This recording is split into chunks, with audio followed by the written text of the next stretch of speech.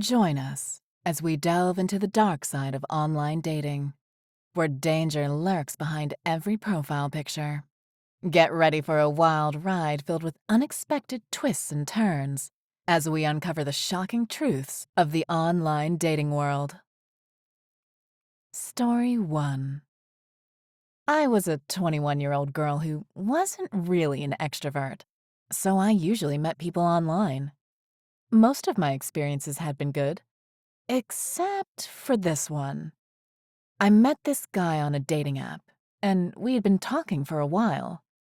One day, he asked me to come to his house at 1 p.m. for lunch, and, thinking it was in broad daylight, I agreed. When I arrived at his house, he was already waiting at the gate for me. I thought it was a really nice gesture. Then he asked me to take a little walk in the neighborhood before going inside his house, to which I quickly agreed. However, he took me to an old basement, which he told me was his gaming area. When I entered the basement, I had a gut feeling that something was not right because the basement was abandoned. Suddenly, he tried to get me on the ground and pulled down my pants. I screamed, but no one came to help me. I thought I was going to die. I had to think quickly, and somehow I managed to get myself free and rush to my car. I drove away as fast as I could, but my heart was still pounding in my chest. It was the scariest moment of my life. That same evening, I drove back to that area because I wanted to let the people of the area know about it. When I showed the picture of this man to the people, they didn't recognize him. They told me that the house where he took me to was abandoned and didn't belong to anyone. I was terrified that I might have just escaped a potential serial killer.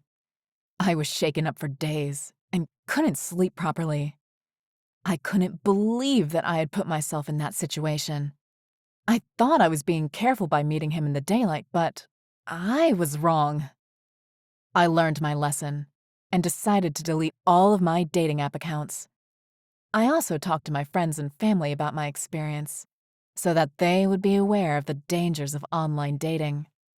Looking back, I'm grateful that I managed to escape unharmed. It's scary to think that there are people out there who would do harm to others without a second thought. My experience taught me to always trust my gut feeling and be careful when meeting people online. I hope my story serves as a warning to others who might find themselves in a similar situation. So, to all of you out there who are looking for love online, please be careful. Always meet in public places and let someone know where you're going. Don't take any unnecessary risks and trust your instincts. Have you ever had a scary experience with online dating? What did you do to stay safe? Let us know in the comments below. Story 2. I thought I had moved on from my toxic relationship, but little did I know that it was far from over. After almost 6 months of healing, I decided to try dating apps to find someone who would treat me better. That's when I met a man online who seemed really kind and understanding. We talked for weeks before he finally asked me to meet him in person at his house. I agreed, thinking it would be a good opportunity to get to know him better. But when I arrived, my heart sank. I knocked at the door, and the door opened, but no one was standing at the door. I stepped inside, and the door closed behind me. And when I saw towards my left, I witnessed my worst fear right in front of me. My ex. The man I had been talking to all along was my ex, pretending to be someone else. He had set up a trap for me, and I had walked right into it. My ex had always been controlling and possessive, and I knew I had to get out of there as soon as possible. But he had locked the doors and windows, and I was trapped. As I tried to find a way out, my ex started to taunt me with memories of our past relationship, reminding me of all the things I had done wrong. He was cold and calculating, and I could feel his anger boiling over. Suddenly, he lunged at me. I fought back with all of my might. I managed to break free and ran for the door, but he caught up to me and grabbed me by my hair. He pulled me back into the house, and I knew I was in serious trouble. He dragged me down to the basement, where he had set up a makeshift torture chamber. There were tools and instruments of torture scattered around the room, and I realized that my ex had planned this all along. He tied me up and began to torture me, both physically and mentally. He laughed as he saw the fear in my eyes, and I knew I was in for a long night. But somehow, I managed to break free once again and I ran out of the house. I called the police, and they came to arrest my ex. It was only then that I realized how lucky I was to have escaped with my life. Looking back on that horrific night, I know that I will never trust anyone again. But I also know that I'm strong enough to survive anything, and that gives me hope for the future. Story 3.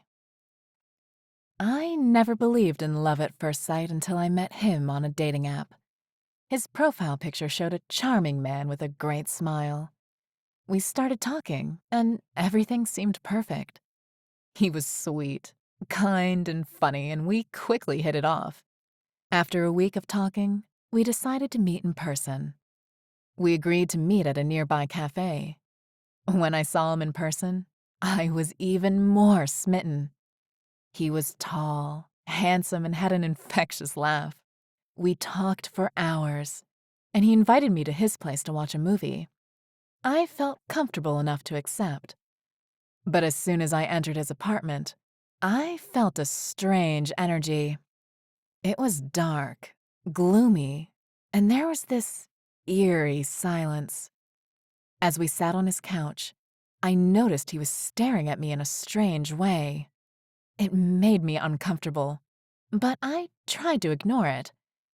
But then he started asking personal questions, like how many boyfriends I've had and if I was still in touch with any of them. His questions made me uneasy. Then, suddenly, he leaned in to kiss me. I pushed him away and told him I wasn't ready for that. That's when he got angry and started shouting at me. He accused me of leading him on and wasting his time. I tried to leave, but he blocked the door and wouldn't let me go. I was terrified and didn't know what to do. After a few minutes of arguing, he finally let me go. I ran out of his apartment as fast as I could and never looked back. I learned a valuable lesson that day. It's not always easy to tell if someone is genuine or not, especially online. I now take more precautions before meeting someone in person, and always trust my gut feeling. In conclusion, these stories are a reminder that we should always be cautious when meeting people online and never let our guard down. While it's true that some people may genuinely be looking for love and companionship, there are also those who have malicious intentions. One lesson we can learn from these stories is to always trust our instincts and never ignore red flags. If something feels off or uncomfortable, it's important to listen to those feelings and take action to protect ourselves.